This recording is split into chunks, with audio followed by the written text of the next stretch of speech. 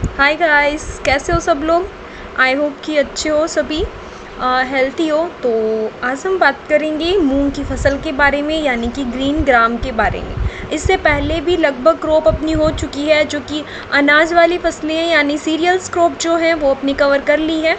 और ये pulses crop है, जिनमें अभी अपनी 2 क्रॉप हो रही है। बाकी अपनी जो दलहनी फसलें हैं वो भी अपनी कवर कर चुके हैं, जो कि एग्रीकल्चर सुपरवाइज़र और जो ये अपना जेट BHU ICAR और AFO इन एग्ज़ाम के लिए क्या इम्पोर्टेंट है। जैसे कि आप सबको पता है कि मैंने कृषि प्रवेशक यानी कि agriculture supervisor jet BHU ICAR AFO और FCI इनके लिए फ्री कोर्स जो है वो शुरू कर रखे हैं, यानी कि क्लासेस मैं रेगुलर दे रही हूँ इनकी। तो ये जो है मेरी लाइव क्लास है। तो अगर आपको रेगुलर क्लासेस चाहिए तो आप मेरे चैनल को सब्सक्राइब करो, ताकि जैसे ही मेरे 500 प्लस यानी कि 500 प्लस जैसे ही मेरे सब्सक्राइबर हो जाएंगे तो एग्रीकल्चर सुपरवाइज़र वालों के लिए मैं जो जीके अपना हिस्ट्री वगैरह है उसकी क्लासेस शुरू कर दूँगी। तो करते हैं वीडियो को स्टार्ट। तो सबसे पहले हम बात करते हैं मूंग बीन की क्लास है आज। तो मूंग बीन के बारे में बात करेंगे। मूंग बीन को क्या बोला जाता है? Green gram. इसे ग्रीन ग्राम क्यों बोलते हैं? क्योंकि इसके जो बीज हैं वो क्या होते हैं? ग्रीन कलर के। आगे आपको स्लाइड में भी मैं दिखा दूंगी। ये देखो, ये क्या है? सीड है इसके, यानी कि बीज है। इसकी वजह से इसे ग्रीन ग्राम बोलते हैं। ग्रीन कलर के हैं और इस टाइप का इसका प्लांट होता है और ऐसी फलियाँ लगती हैं। इन फलियों के अंदर क्या होते हैं? बीज होते हैं। ठीक है, तो ये है ग्रीन ग्राम का प्लांट और इसकी फलियाँ। तो फिर हम बात करेंगे कि ग्रीन ग्राम जो है उसका वानस्पतिक नाम क्या है। तो ग्रीन ग्राम का वानस्पतिक नाम क्या है? विग्ना रेडिएटा जो है इसका वानस्पतिक नाम है, यानी कि साइंटिफिक नेम है विग्ना रेडिएटा। इंग्लिश में भी लिखा है विग्ना रेडिएटा। कुछ इंग्लिश मीडियम के स्टूडेंट्स हैं तो उनके लिए। फिर हम फैमिली यानी कि कुल की बात करेंगे कि ये जो मूंग बीन है ये कौन सी फैमिली से बिलोंग करता है। तो ये फैबेसी फैमिली से बिलोंग करता है। कई बार ऐसे होता है कि आपको एग्ज़ाम के अंदर लेग्यूमिनेसी लिखा हुआ दिया जाता है, वहाँ पे फैबेसी नहीं लिखते, तो अभी कोई प्रॉब्लम नहीं है। वैसे लगभग आपको लेग्यूमिनेसी ही मिलता है, फैबेसी बहुत कम बार देते हैं। चाहे फैबेसी लिखा हो चाहे लेग्यूमिनेसी, तो कंफ्यूज नहीं होना, दोनों एक ही फैमिली के नाम हैं, अलग अलग। फिर हम बात करते हैं इम्पोर्टेंस की, यानी कि जो ये मूंग बीन है इसकी क्या इम्पोर्टेंस है। तो राजस्थान में खरीफ की दालों में मूंग सर्वाधिक लोकप्रिय है, यानी कि जो दाल अपने बनाते हैं तो खरीफ की दालों में जो फसलें बोई जाती है ना दाल के पर्पज़ से, तो उनमें कौन सी दाल की क्रॉप है जो कि फेमस है? तो कौन सी है? मूंग बीन है। इसका यूज़ दाल बनाने के लिए और नमकीन जितने भी कोई कुछ जैसे नमकीन दाल वगैरह होती है उसके लिए, मिष्ठान के लिए, मिठाइयाँ बनाने के लिए, पापड़ बनाने के लिए और बड़ी बनाने के लिए इनका यूज़ किया जाता है। ठीक है, और उसके बाद में हम बात करेंगे कि प्रोटीन कितना होता है। तो इसकी जो मूंग बीन है इसके दाने में कितना प्रोटीन पाया जाता है? तो 23% प्रोटीन की मात्रा रहती है। इसकी उत्पत्ति कहाँ हुई, यानी इसका ओरिजिन प्लेस क्या है कि सबसे पहले इसकी उत्पत्ति, इस फसल की उत्पत्ति कहाँ पे हुई? तो हमारे इंडिया या भारत के अंदर हुई। ठीक है, इसकी उत्पत्ति स्थान इसे माना जाता है। ये मैंने आपको दिखाई दी थी ये वाली स्लाइड। और फिर बात करते हैं हम क्लाइमेट की। तो क्लाइमेट में क्या रहता है कि ये जो है रेनी समर सीज़न, यानी कि रेनी समर सीज़न ये वर्षा ऋतु की क्रॉप है। ग्रीष्म ऋतु में सोन की जाती है। जब वर्षा शुरू हो जाती है, वर्षा ऋतु शुरू हो जाती है, तब की क्या की जाती है? इसकी बुआई की जाती है, इसीलिए इसको वर्षा ऋतु की फसल बोलते हैं। और इसके लिए, इस फसल के लिए एनुअल रेनफॉल यानी जो वार्षिक वर्षा रहती है उसकी रिक्वायरमेंट कितनी होती है? 20 से 40 सेंटीमीटर। वार्षिक वर्षा का क्या मतलब है कि जैसे हम क्रॉप को ग्रो करेंगे, एक साल के अंदर जितनी जो बारिश होगी उसे हम बोलते हैं वार्षिक वर्षा। कई बार आपको mm में दे दिया जाता है, तो mm में देगा तो 200 से 400 mm, और अगर सेंटीमीटर में देगा तो 20 से 40 सेंटीमीटर। फिर high rainfall harmful for moong crop, जो मूंग की क्रॉप है उसके लिए हाई रेनफॉल जो है वो क्या है? हार्मफुल है, यानी कि अगर ज़्यादा बरसात होगी ना तो वो हार्मफुल है मूंग की क्रॉप के लिए, जो ज़्यादा बारिश होगी। ठीक है, और फिर हम टेम्परेचर की बात करेंगे कि जो तापमान है, जो टेम्परेचर है वो कितना रहना चाहिए मूंग क्रॉप के लिए। तो कितना रहना चाहिए? 25 से 35 डिग्री सेल्सियस जो क्या है टेम्परेचर जो है वो रहना चाहिए, यानी कि तापमान जो है वो इतना रहना चाहिए। यानी कि अगर 25 से 35 डिग्री सेल्सियस जो तापमान है वो रहेगा जब हमने मूंग की फसल को फील्ड के अंदर ग्रो कर दिया है, उस टाइम तो क्या है अपने को बेनिफिट मिलेगा, यानी कि जो उत्पादन है वो अच्छा प्राप्त होगा। फिर नेक्स्ट बात करते हैं हम सॉइल की, यानी किस प्रकार की सॉइल या फिर मृदा के अंदर क्या करते हैं इसकी बुआई की जाती है। तो अच्छी जल निकास वाली यानी कि वेल ड्रेन या फिर सैंडी सॉइल जो है, लोमी सॉइल होनी चाहिए, दोमट सॉइल, ठीक है। तो जैसे कि हमने पहले भी पढ़ी थी काउपी, उनके अंदर भी यही सेम चीज़ था, सभी पल्सेस में यही थी कि अच्छे जल निकास वाली यानी कि वेल ड्रेन जहाँ पे पानी वगैरह ज़्यादा ना रुके, और दोमट जो मृदा है वो क्या है इनके लिए उत्तम मानी गई है। फिर हमने फील्ड प्रिपरेशन की बात करते हैं कि खेत की तैयारी कैसे करते हैं।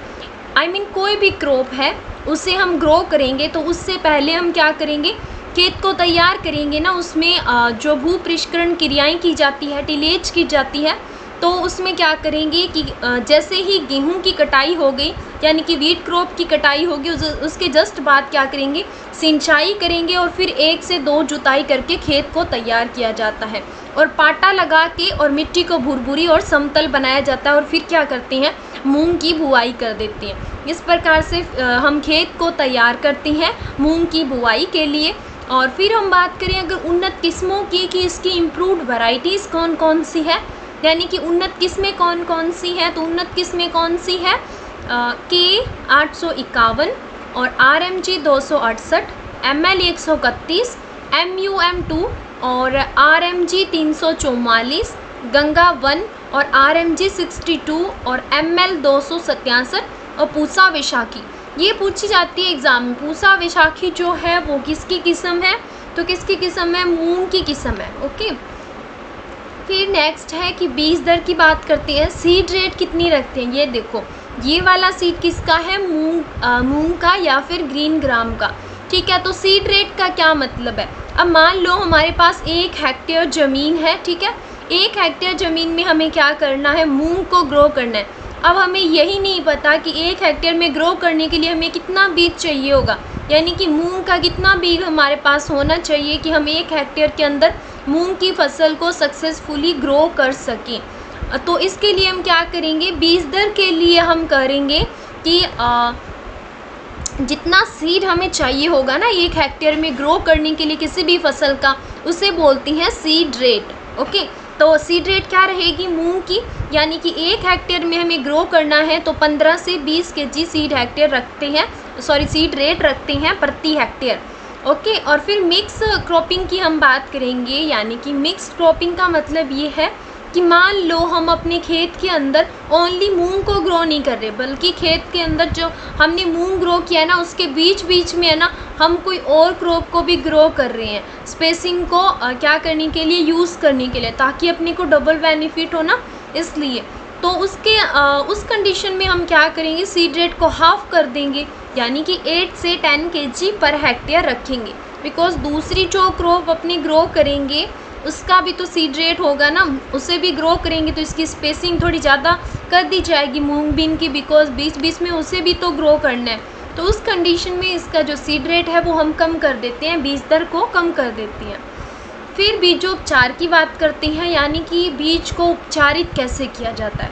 तो जितनी भी आपको पता है ये दलहनी फसलें चल रही, यानी कि पल्सेस क्रॉप का एक खास फीचर रहता है, खास जो इनका गुण है, यानी कि इनकी जड़ों के अंदर क्या है, नोड्यूल यानी गांठें पाई जाती है, जिससे कि ये क्या करते हैं, जो वातावरण के अंदर नाइट्रोजन है उसका फिक्सेशन भूमि के अंदर करती है, यानी कि नाइट्रोजन का स्थिरीकरण करती है भूमि के अंदर, ठीक है। तो इसके लिए हमें क्या करना पड़ता है, जितनी भी पल्सेस क्रॉप है, दलहनी क्रॉप है, यानी कि चना हो गया, मूंग हो गया, मोठ, काउपी हो गया, इन सभी फसलों की हमें क्या करनी पड़ती है, इन्हें राइजोबियम कल्चर से पहले उपचारित करते हैं, राइजोबियम कल्चर से बीज को उपचारित करते हैं और उसके बाद में हम क्या करते हैं, इनको ग्रो करते हैं।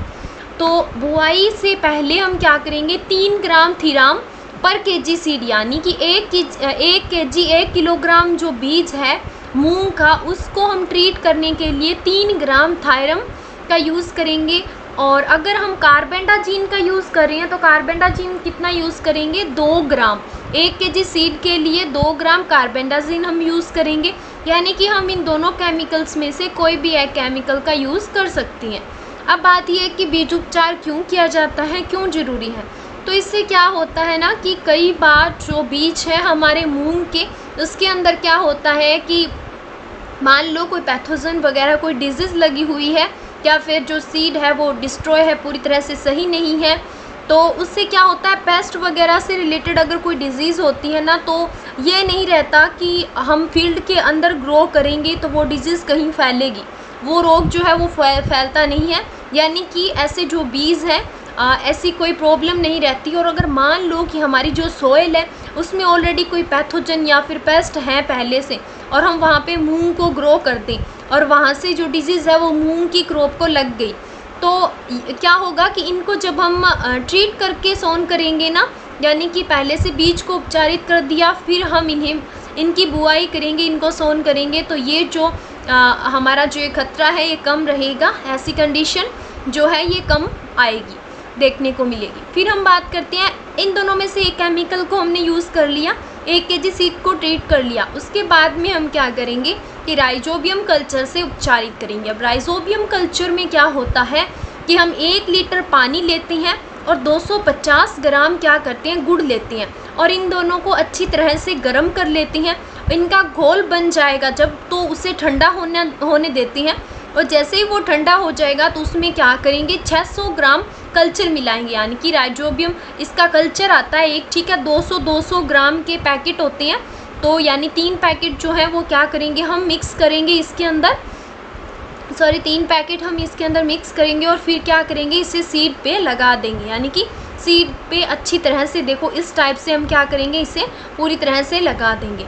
फिर हम नेक्स्ट बात करते हैं, ये देखो मैंने आपको बोला था कि इनकी जड़ों के अंदर नोड्यूल्स पाई जाती है, तो जैसे ये रही, इस टाइप की नोड्यूल्स पाई जाती है इनकी रूट के अंदर, ठीक है। और फिर हम बात करते हैं टाइम ऑफ सोविंग की, यानी कि बुआई का समय जो है वो क्या रखना चाहिए, यानी कि बुआई कब की जानी चाहिए। जो मूंग है उसकी हर एक क्रॉप की बुआई का अलग अलग टाइम होता है, कभी अलग अलग, अगर हम उनको उनके सीज़न में, यानी कि जो कंडीशन उनके लिए बेस्ट है, जिस कंडीशन में वो अच्छे से ग्रोथ कर पा रही हैं, हमें अच्छा प्रोडक्शन मिल रहा है और वो सर्वाइव कर रही हैं, उसी कंडीशन में हम उस क्रॉप को ग्रो करेंगे। इसीलिए तो अगर मान लो हम खरीफ की क्रॉप को रबी में ग्रो कर देंगे तो उतना प्रोडक्शन मिलेगा क्या, जितना वो अपने सीज़न में दे पाती।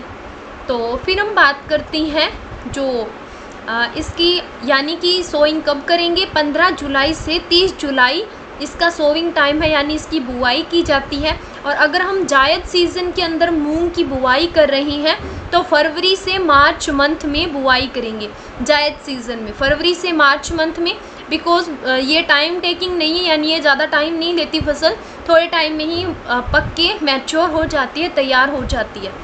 ये वाला जो है कि रो इनटू प्लांट डिस्टेंस कितना रखते हैं, यानी कि कतार इनटू पौधा दूरी कितनी रखी जाती है। हर एक क्लास में मैं आपको बताती हूँ, फिर भी बता देती हूँ, बिकॉज कोई स्टूडेंट ऐसा हो जो पहली बार ये वीडियो देख रहा हो तो उसके लिए ये बेनिफिशियल रहेगा, ठीक है। तो ये मान लो, ये जो मैंने डॉट से बनाई है ये सभी प्लांट है, ये सभी जो है प्लांट है। ये पूरी क्या है, एक रो है जिसे हम हिंदी में कतार बोलते हैं। ये क्या है, ये दूसरी रो है जिसे हम कतार बोलते हैं।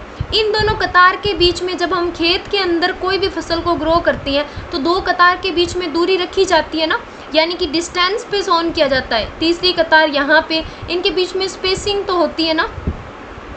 अब 2 कतार के बीच की जो दूरी है उसे बोलते हैं कतार से कतार की दूरी, और ये कितनी रखी जाती है, 30 सेंटीमीटर रखी जाती है। अब एक प्लांट यहाँ पे है, दूसरा प्लांट यहाँ पे है, तो प्लांट से प्लांट के बीच की दूरी जो है वो कितनी है, 10 सेंटीमीटर है, ठीक है। तो इसे बोलते हैं प्लांट से प्लांट की दूरी। ऐसे देखा है प्लांट बिल्कुल पास पास में ग्रो है, ऐसा नहीं होता ना। जब हम सीड के प्रोडक्शन के पर्पज़ से, यानी कि हमें बीज का उत्पादन करना है, इसीलिए हम फसल को ग्रो कर रही हैं, तो उसमें क्या करते हैं, प्लांट से प्लांट की दूरी और कतार से कतार की दूरी को ध्यान में रखा जाता है। तो ये प्लांट से प्लांट की दूरी कितनी रखी जाती है, 10 सेंटीमीटर, ओके। फिर हम बात करते हैं खाद व उर्वरक की, यानी कि मैन्योर और फर्टिलाइज़र इसमें कितना देना चाहिए।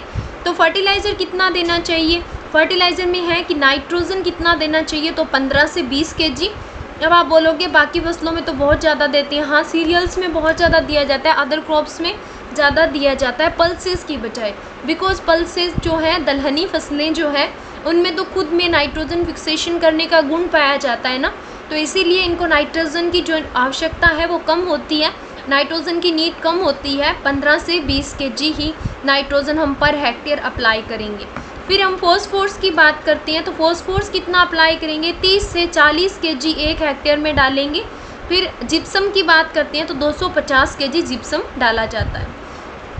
नेक्स्ट हम बात करेंगे मैन्योर एंड फर्टिलाइज़र की, तो खाद व उर्वरक ये हमने अभी कर लिया, सॉरी। फिर मैं इरिगेशन की बात करेंगे कि सिंचाई जो है यानी हम जो पानी देते हैं फसलों को, उसकी बात करेंगे कि मूंग की फसल को कब कब सिंचाई की आवश्यकता होती है। तो 8 से 10 दिन के इंटरवल पे हम क्या करेंगे, सिंचाई देंगे, यानी कि 8 से 10 दिन बाद पहले हमने सिंचाई दे दी, फिर 8 से 10 दिन बाद फिर से हम सिंचाई देंगे, यानी अंतराल से, गैप से। और 2 स्टेज ऐसी होती है मूंग की कि उस स्टेज पे हमें सिंचाई करना ज़रूरी होता है, यानी कि हमें सिंचाई देनी पड़ती है मूंग की फसल को। अगर इन स्टेज पे अगर हम इस स्टेज पे नहीं देंगे ना मूंग की फसल को सिंचाई यानी कि पानी, तो क्या होगा, हमें प्रोडक्शन उतना नहीं मिलेगा जितना कि हमें तब मिलता जब हम ये सिंचाई करते। तो इन्हें क्या बोला जाता है, इन्हें क्रिटिकल स्टेज बोला जाता है। तो क्रिटिकल स्टेज क्या है, एक तो है पोड फॉर्मेशन यानी फली बनते समय, जब फलियां बन रही होंगी ना मूंग के अंदर तब। सेकंड है ग्रेन फॉर्मेशन यानी कि जब दाने बन रहे होंगे उस टाइम सिंचाई जरूरी है, यानी ये क्रिटिकल स्टेज है। फिर इंटरक्रॉपिंग की बात करेंगे। इंटरक्रॉपिंग में क्या होता है, वीड या फिर जो खरपतवार है यानी कि 30 उसको कब हम कंट्रोल करेंगे। वीड की कोई भी फसल मान लो, उस फसल के अंदर क्या होता है कि कुछ ऐसे प्लांट निकल आते हैं जिनको हम ग्रो नहीं करते, अपने आप से ग्रो हो जाती हैं। जैसे कि गेहूं का नाम सुना होगा, उसमें गुल्ली डंडा या फिर कोई भी प्रकार का खरपतवार, खरपतवार किसे कहते हैं, यानी कि कोई भी फसल हमने ग्रो की, मान लो हमने मूंग की फसल को ग्रो किया है, वहाँ पे मोट का कोई प्लांट निकल गया, पहले से कोई बीज था, या फिर हमने जो मूंग का प्लांट, मूंग के जो बीज डाले थे फील्ड में उसके साथ कोई मोट का बीज था, या फिर कोई और क्रॉप का बीज वहाँ से यानी ग्रो हो गया है, या फिर कोई ऐसे प्लांट जिनका सीड भी हमने नहीं डाला फिर भी अपने आप से ग्रो हो रहे हैं। तो ऐसे सभी प्लांट जिनको हम नहीं ग्रो करते फिर भी ग्रो हो जाते हैं, इन्हें बोलते हैं हम वीड, खरपतवार। तो ये कब कंट्रोल करने चाहिए, इनको निकालना पड़ता है। इनको अगर हम फील्ड से नहीं निकालेंगे तो हमें लॉस होगा। लॉस कैसे होगा कि जो न्यूट्रेंट ज़मीन से ये हमारी मेन फसल लेने वाली थी वो अब इसके हिस्सेदार ये प्लांट भी तो होंगे जो अपने आप से निकल के बाहर आए हैं। लाइट के लिए कंपटीशन करेंगे, पानी के लिए इनके साथ प्रतिस्पर्धा करेंगे, यानी कि इनके साथ पूरा कंपटीशन रखेंगे। तो इसीलिए हम इनको उखाड़ के बाहर फेंक देंगे तो ऐसी कोई प्रॉब्लम ही नहीं आएगी। तो इसीलिए वीट को कंट्रोल करना ज़रूरी रहता है।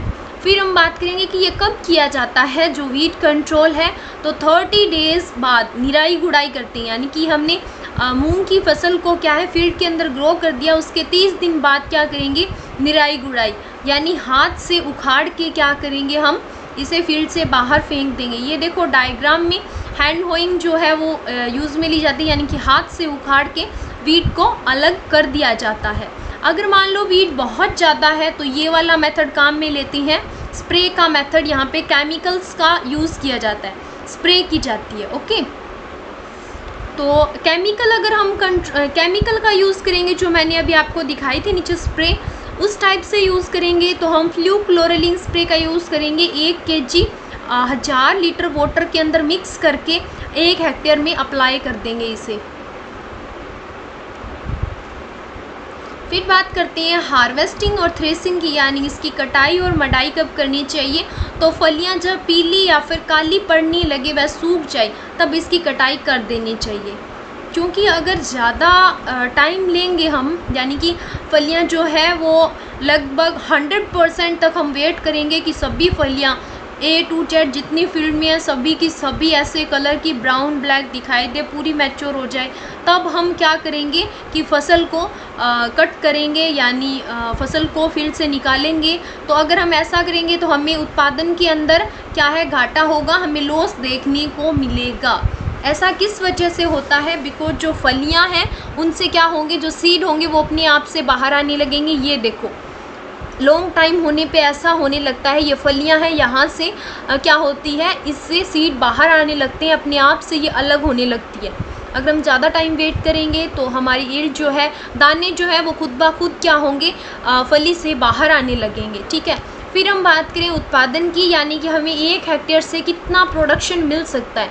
तो 8 से 10 क्विंटल हमें प्रोडक्शन मिलता है 1 हेक्टेयर के अंदर, 8 से 10 क्विंटल। स्टोरेज मॉइस्चर का क्या मतलब है कि अब हमने कोई भी क्रॉप ले लो, हम मूंग की बात करें, मूंग का एग्जांपल लेते हैं, मूंग की फसल है, हमने निकाल ली, जितना भी, अब मान लो हमें 1 हेक्टेयर से 8 से 10 क्विंटल जो है हमें उपज हुई है, तो उस उपज को ये तो है नहीं कि हम अकेले खाएंगे, हम क्या करेंगे, इसको मार्केट में बेचेंगे या फिर कुछ भी करेंगे, हमें जितना रखना है हम उसे रखेंगे। तो उसे क्या करेंगे हम, ये तो है नहीं फील्ड से लेके आए और उसे जल्दी से कुछ ऐसे खा लिया, ऐसा तो होगा नहीं। इसे हम क्या करेंगे, स्टोर करके रखेंगे ताकि हम लॉन्ग टाइम तक यूज़ में ले सकें, इसका उपयोग कर सकें लंबे समय तक। तो ये बोल रहा है कि ऐसे स्टोर करके जब आप रखोगे ना, तो उस टाइम ये जो बीज हैं, ये दाने हैं ना जो मूंग के, उसमें 8 से 10% से ज़्यादा नमी नहीं होनी चाहिए। ओके, इससे ज़्यादा नमी नहीं होनी चाहिए, वरना डिजीज़ पेस्ट लगने का डर रहता है। जो स्टोरेज ग्रीन पेस्ट होते हैं ना, स्टोरेज के टाइम भी लग जाते हैं, उनके लगने का डर रहता है। तो thanks for watching my video. आज की वीडियो में इतना ही। जैसा कि आप सबको पता है कि आपकी सुपरवाइज़र की क्लासें सभी फ्री ऑफ कॉस्ट हो रही है, तो इस चैनल को जल्दी से सब्सक्राइब कर दो, और 500 मेंबर से प्लस होते ही आपकी जीके की क्लासेस भी शुरू हो जाएगी। जीके का सिलेबस भी आपको कंप्लीट करवाया जाएगा। और कोरोना को देखते एग्ज़ाम का कोई ख़ास पता नहीं है अभी कि किस मंथ में होगा, तो आप अपनी प्रिपरेशन को जारी रखो, ऐसा कुछ नहीं है। ठीक है, तो टेक केयर, बाय बाय।